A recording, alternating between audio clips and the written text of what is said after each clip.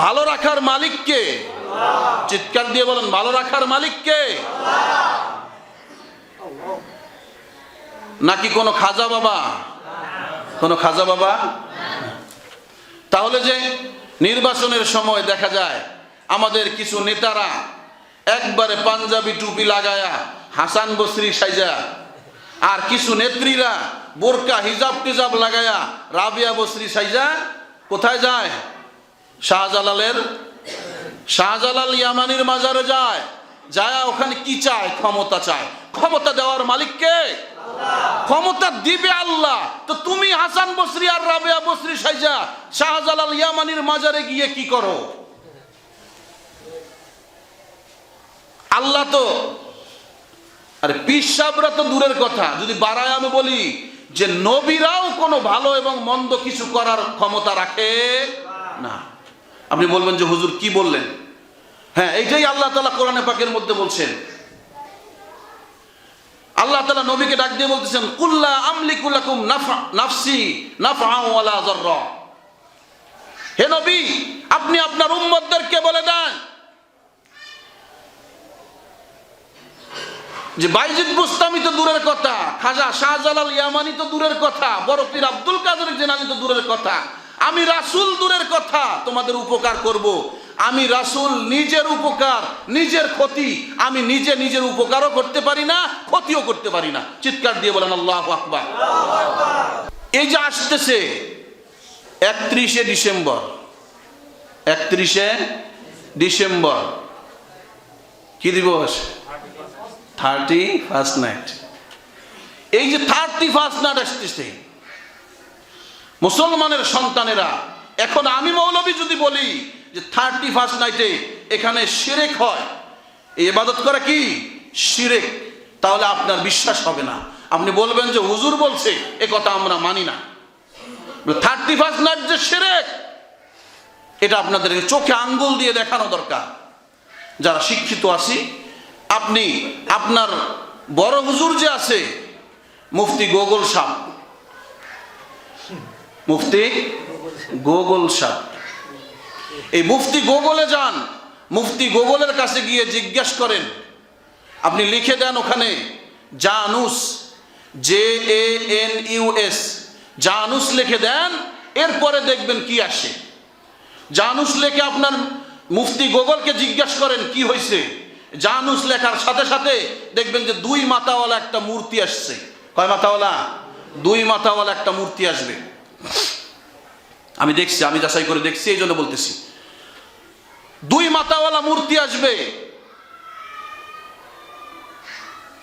Roman মুশরিকরা, খ্রিস্ট ধর্মের আগে Roman মুশরিকরা, অনেক বড় ইতিহাস, সংক্ষেপে বলতেছি, রোমান মুশরিকেরা এই জানুস দেবতার পূজা করত। কি করতো ভাই? জানুস দেবতার পূজা করত। কিভাবে? জানুস দেবতার এটা একটা মূর্তি থাকতো। যখন 31শে ডিসেম্বর আসতো, 31শে ডিসেম্বর রাত্রে 12টার আগে এই দেবতার পিছনের যে মাথাটা আছে, বলে এই মাথার কাছে যাইতো।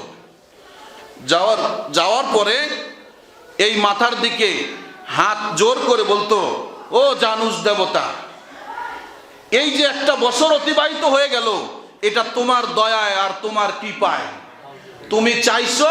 তুমি চাইছো এই জন্য আমরা ভালো থাকতে পারছি। নাউজুবিল্লাহ বলবেন না? না বাড়িতে গিয়ে বলেন। ভালো রাখার মালিক কে? চিৎকার দিয়ে বলেন, ভালো রাখার মালিক কে? নাকি কোনো খাজা বাবা? কোনো খাজা বাবা? তাহলে যে নির্বাচনের সময় দেখা যায় আমাদের কিছু নেতারা একবারে পাঞ্জাবি টুপি লাগায়া হাসান বসরি সাইজা, আর কিছু নেত্রীরা বোরকা হিজাব টিজাব লাগায়া রাবিয়া বসরি সাইজা কোথায় যায়? শাহজালাল ইয়ামানির মাজারে যায়। যায় ওখানে কি চায়? ক্ষমতা চায়। ক্ষমতা দেওয়ার মালিক কে? ক্ষমতা দিবে আল্লাহ। তো তুমি হাসান বসরি আর রাবিয়া বসরি সাইজা শাহজালাল ইয়ামানির মাজারে গিয়ে কি করো? আল্লাহ তো, আরে পীর সাহেবরা তো দূরের কথা, যদি বাড়ায় আমি বলি যে নবীরাও কোনো ভালো এবং মন্দ কিছু করার ক্ষমতা রাখে না। আপনি বলবেন যে হুজুর কি বললেন? হ্যাঁ, এইটাই আল্লাহ তাআলা কোরআনে পাকের মধ্যে বলছেন। আল্লাহ তাআলা নবীকে ডাক দিয়ে বলতেছেন, কুল্লা আমলিকু লাকুম নাফসি নাফআ ওয়ালা যাররা। হে নবী, আপনি আপনার উম্মতদেরকে বলে দেন যে বাইজিদ বুস্তামি তো দূরের কথা, খাজা শাহজালাল ইয়ামানি তো দূরের কথা, বড় পীর আব্দুল কাদের জিলানী তো দূরের কথা, আমি রাসূল দূরের কথা, তোমাদের উপকার করব। আমি রাসূল নিজের উপকার নিজের ক্ষতি, আমি নিজের উপকারও করতে পারি না, ক্ষতিও করতে পারি না। চিৎকার দিয়ে বলেন আল্লাহু আকবার।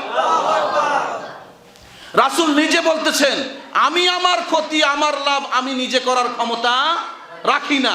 বলে রাখে কে তাহলে? বলে ইল্লা মা শা আল্লাহ। আল্লাহ বলতেছেন, ও আমার হাবিব, আপনার উম্মতদেরকে জানায় দেন সব ক্ষমতার মালিক একমাত্র কে? আল্লাহ। এই সব ক্ষমতার মালিকরা হলেন আল্লাহ। তো যে তারা জানুস দেবতার কাছে গিয়ে চাইতেছেন, এই হলো তাদের রীতি।